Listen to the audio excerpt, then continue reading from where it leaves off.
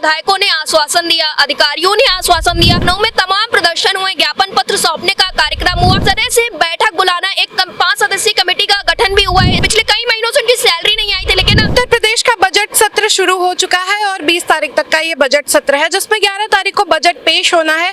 तो हमें ये देखना होगा कि उत्तर प्रदेश सरकार की तरफ से बजट में क्या कुछ पेश होगा, किस वर्ग को कितना लाभ मिलेगा, कितनी संभावनाएं हैं, बजट कितना बड़ा होगा। इन सारे सवालों के जवाब आज हम अपने सहयोगी मधुलिका जी से जानेंगे। तो मधुलिका जी बताइए कि यूपी में बजट सत्र की शुरुआत आज से हो चुकी है, क्या क्या संभावनाएं हैं? देखिए साची, आज जैसे देखने को मिला है कि उत्तर प्रदेश में बजट सत्र की शुरुआत हो चुकी है। फिलहाल तो सभी वर्गों को काफी ज्यादा उम्मीदें हैं। जैसा कि देखने को मिला था कि केंद्रीय बजट जब पेश हुआ था, उस दौरान भी तमाम सबको उम्मीदें थी कि कुछ ना कुछ खास होगा, और लगभग देखने को मिल रहा है कि 9 लाख करोड़ का जो बजट है वो आने वाला है। तो ऐसे में देखने को मिल रहा है कि हर एक वर्ग अलग अलग तैयारियों के साथ खड़ा हुआ है। राजधानी लखनऊ में अभी हमारी टीम जब धरातल पर उतरी हुई थी तो देखने को मिला है कि तमाम संगठन उतरे हुए हैं धरातल पर, और वो लगातार ये मांग करने वाले हैं कि उनकी मांगों को पूरा किया जाए, जिसके लिए विधायक गणों से मुलाकात होती हुई नजर आ रही है। और सभी विधायक भी जो है वो भी इस तैयारी में जुटे हुए हैं कि इस बार सत्ता पक्ष को घेरना है धरातल के मुद्दे को लेकर। आप एक बात समझिए, 2026 जो है ये बहुत ही एक अहम रोल प्ले कर रहा है 2027 के चुनाव के लिए। तो इस बार सरकार के लिए थोड़ी पेचीदगी देखने को मिल सकती है। सरकार बहुत सारी ऐसी योजनाएं ला सकती है, या बजट में कुछ ऐसा देखने को मिल सकता है जिससे 2027 के चुनाव में काफी ज्यादा फायदा हो सकता है। क्योंकि हमने देखा था जब केंद्र सरकार का बजट आया था तो वो विकसित भारत को लेकर के था। क्या हम मान लें कि उत्तर प्रदेश का जो बजट आ रहा है वो विकसित उत्तर प्रदेश को लेकर के है? जी बिल्कुल कह सकते हैं, क्योंकि इस बार देखने को मिला है जब जो एक रूपरेखा निकल कर सामने है, उसमें देखने को मिला है कि इंफ्रास्ट्रक्चर को लेकर तमाम सारी चीजें हैं। कहा जा रहा है कि उत्तर प्रदेश का सावर्गीकरण कर दिया जाएगा। तो इन सारी चीजों से कहा जा सकता है कि आगे चलकर उत्तर प्रदेश को नई ऊंचाइयों में लेने के लिए मुख्यमंत्री योगी आदित्यनाथ, वित्त मंत्री सुरेश खन्ना, सबके द्वारा तमाम तैयारियां की जा रही हैं। अब तो जब 11 तारीख को बजट पेश होगा तब तो सबके सामने आ ही जाएगा कि सरकार ने क्या सोचा है। सुबह सुबह हमने देखा, ये दृश्य भी देखा कि सपा कार्यकर्ताओं का जो है वो हुजूम उमड़ा हुआ था, विरोध प्रदर्शन जारी थे बहुत सारे मुद्दों को लेकर के।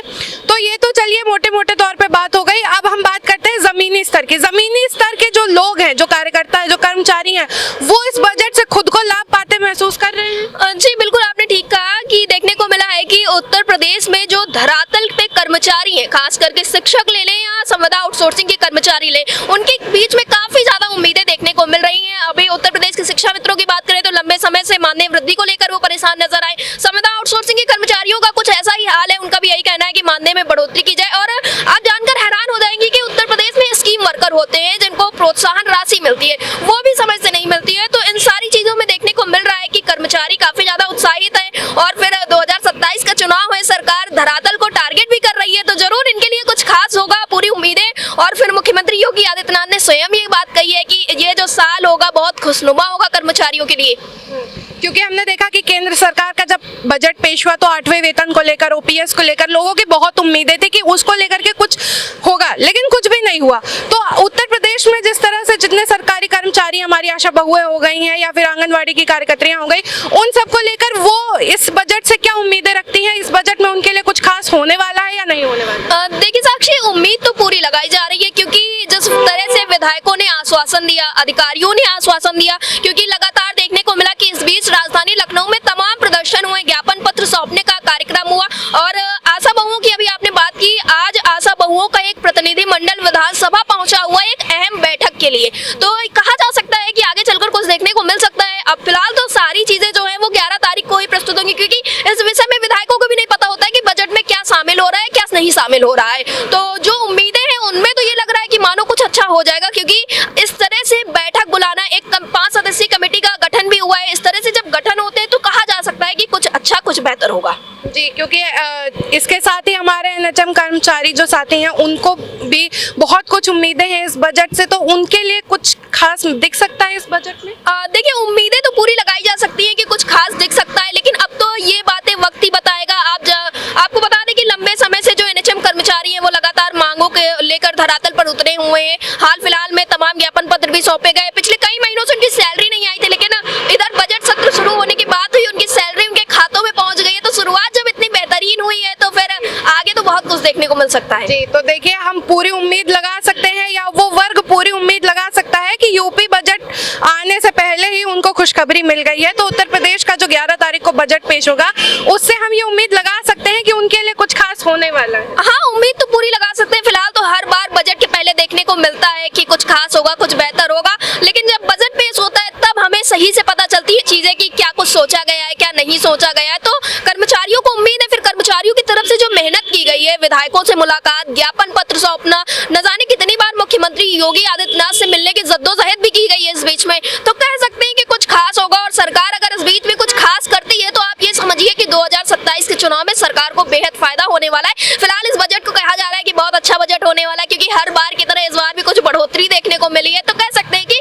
कुछ अच्छा, कुछ बेहतर, कुछ खास हो सकता है और विकसित भारत की तरह ही विकसित उत्तर प्रदेश जैसा भी कुछ देखने को मिल सकता है। जी, और ये भी देखना बेहद दिलचस्प होगा कि सरकार इसको कहाँ तक सुनती है, इसके समाधान को लेकर वो अपने बजट में कहाँ कितनी जगह वर्गों को देती है। हाँ, आपने बिल्कुल ठीक कहा, क्योंकि ये सारी चीजें तो सरकार की और विभाग की होती है। कर्मचारियों की तो अपनी मांग लेकर वो उतरते हैं धरातल पर। अब सरकार इसमें क्या कुछ सोचती है, लेकिन सरकार की जिम्मेदारी जरूर बनती है कि जो ये कर्मचारी इधर उधर दर बदर भटक रहे हैं उनके लिए कुछ अच्छा किया जाए। क्योंकि जो स्वास्थ्य विभाग की बात करें तो एनएचएम के कर्मचारी स्वास्थ्य विभाग की रीढ़ की हड्डी है, आशा बहुएं स्वास्थ्य विभाग की रीढ़ की हड्डी है। अब बात करें अगर शिक्षा मित्रों की, तो शिक्षा विभाग की रीढ़ की हड्डी शिक्षा मित्रों को माना जाता है।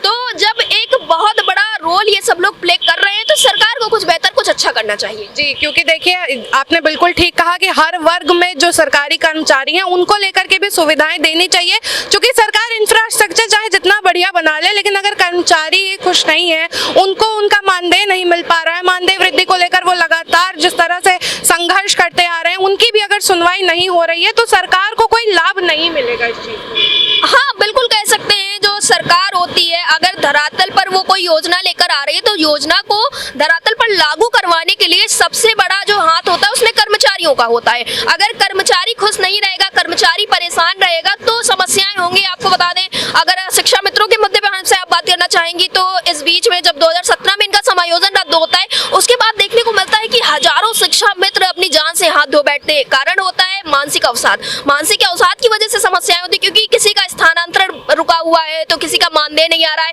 और महिलाएं जो हैं उस वक्त पर वे अविवाहित थी और अब शादी हो चुकी है, उनके ससुराल से उनका विद्यालय काफी ज्यादा दूर है, तो इस तरह की समस्याएं परिवार चलाने में दिक्कतें आ रही हैं उन्हें। जी, तो देखिए इस तरह की समस्याएं उन्होंने बहुत ज़्यादा झेली हैं और सरकार से लगातार गुहार लगाई है कि उनकी समस्याओं को सुना जाए।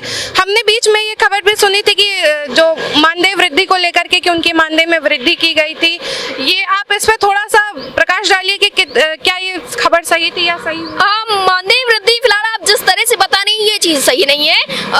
आपको बता दें कि उत्तर प्रदेश में जो शिक्षा मित्र हैं एक वक्त पर उनका समायोजन हुआ था, फिर 2017 में उनका समायोजन रद्द हो जाता है। उस वक्त पर उनकी जो तनख्वाह थी या यूं कहें कि उनका मानदेय था 35,000 प्लस था। हर हिसाब से उस हिसाब से चीजें चल रही थी। 2017 में जब इनका समायोजन रद्द हुआ, मामला कोर्ट पहुंच गया, फिर देखने को मिला कि ये जो शिक्षा मित्र एक बार शिक्षक बने, शिक्षक से फिर शिक्षा मित्र बन गए, तो इस वजह से ये समस्याएं खड़ी हुई। और जब वो शिक्षक बने तो शिक्षा मित्रों ने काफी सारे कार्य किए, किसी ने घर बनवाने के लिए सोच लिया, किसी ने गाड़ियां खरीद ली। तो जब उनका अचानक से 35,000 से 10,000 मानदेय आया तो समस्याएं खड़ी हो गई, और इस वजह से इस वक्त पर उत्तर प्रदेश का शिक्षा मित्र इतना परेशान है। तो जिस तरह से हमने बात करी और देखा कि यूपी बजट को लेकर के जितने भी हमारे सरकारी कर्मचारी, आशा बहुएं हैं या जो आशा वर्कर्स हैं, वो काफी उम्मीदें लगाए हुए हैं और उनको इस बात से जरूर उम्मीद होगी कि बजट जो पेश होगा 11 तारीख को, उसमें उनको लेकर के बड़ा कुछ देखने को मिलेगा, उनके वर्ग को भी काफी कुछ लाभ मिलेगा। तो ये तो देखने की बात होगी कि क्या सरकार उनकी समस्याओं को सुनती है, क्या उनके लिए कोई समाधान निकाल कर लेकर आती है, क्या 2027 के चुनाव में इसका उनको कोई लाभ मिलता है। क्योंकि अगर वो उनके लिए कुछ करते हैं तो इसका बेशक उनको लाभ जरूर मिलेगा। तो ये तो देखना होगा 11 तारीख को, लेकिन तब तक के लिए आप देखते रहिए अटल टीवी, बने रहिए हमारे साथ।